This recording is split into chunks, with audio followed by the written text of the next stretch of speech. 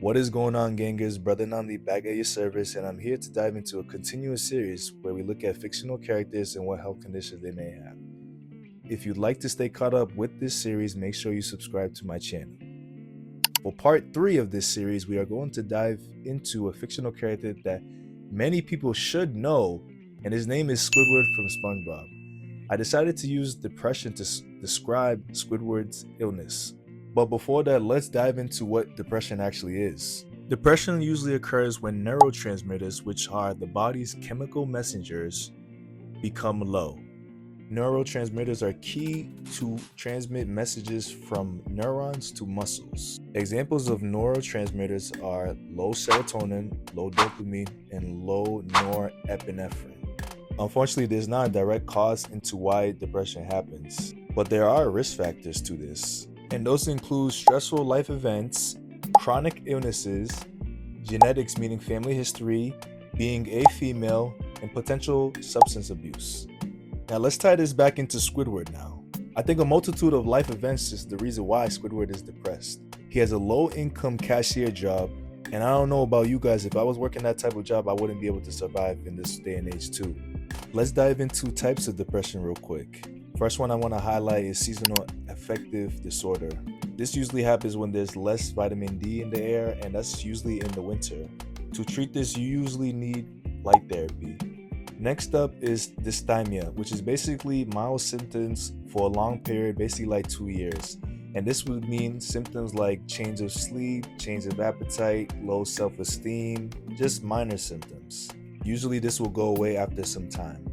And also we have postpartum depression, which is basically hormonal changes or life event changes because of the fact that someone is having a baby.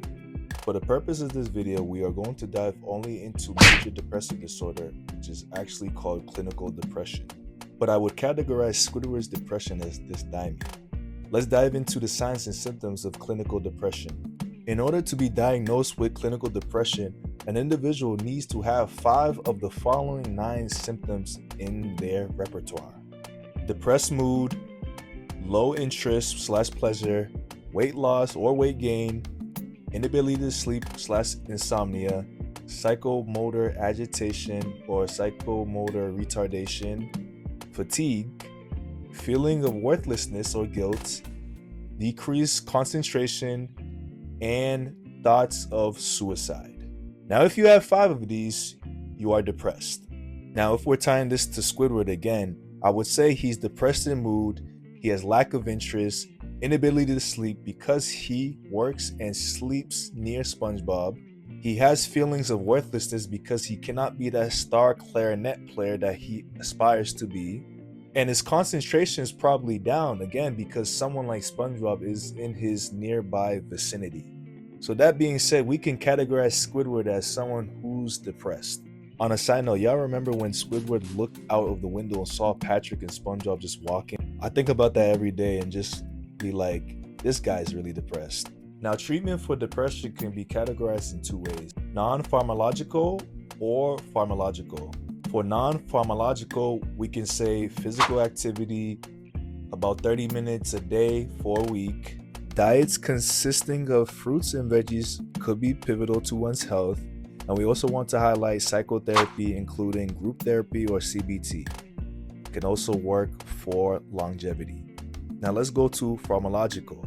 Obviously that would include medications. These individuals would take selective serotonin reuptake inhibitors, SSRIs, and MOAIs for short. Now the unfortunate part is that depression could lead to suicide, and it's very important to highlight these things to watch out for if you ever see someone going through major depression. If an individual is giving away possessions or saying I can't go on or I do not want to live, seek help for them, because this is a prime example of someone who may be going through suicidal ideation at least. As I always say, this series was made to put awareness to specific health conditions that people may have. If you have any of these health conditions, please seek help and know that you matter. You should never feel ashamed for seeking help. The series was made with fictional characters to give a different perspective on these type of conditions. If you appreciate this video, please like, comment, and subscribe to my channel. If you haven't already, please check out the other 2 parts to this series. And if you want more from this, please comment what you would like to see for a condition or character for part 4 of the series. I appreciate y'all, and y'all take it easy.